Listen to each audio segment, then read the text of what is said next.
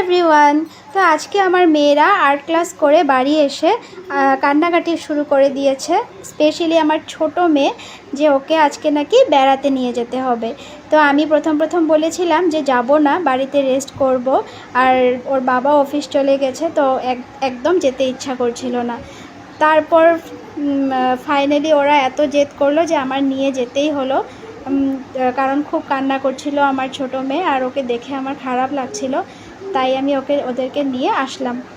আর এসে দেখো, অবশ্য আজকে ওয়েদারটা খুব ভালো ছিল, খুব সুন্দর হাওয়া চলছিল বাইরে, ভালোই লাগছিল।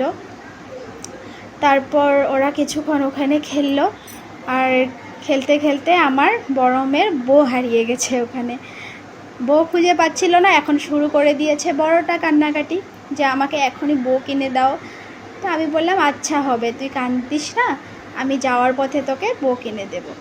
তারপর এই দেখো, ওদের খেলা তো শেষই হচ্ছিল না, একবার ও ওটাতে চড়ে তো একবার এ ওটাতে চড়ে। আমি বারবার করে বলছিলাম যে দেরি হয়ে যাচ্ছে, চলো বাড়ি ফিরে যাই, কিন্তু না। তারপর ওদেরকে কোনো মতে মানিয়ে নিয়ে আসলাম, আর চলে গেলাম একটা দোকানে বউ কিনে দেওয়ার জন্য। আর তারপর দেখো, এখানে অনেক কালার্সই ছিল, তো ওরা পছন্দ করেছে নিজের মতন আর নিল। তারপর এগুলো নিয়ে তারপর সোজা বাড়ি চলে আসলাম। তো আজকের ভিডিওটা এতটুকুই। তোমাদের কেমন লাগলো নিশ্চয়ই জানিও। Bye bye.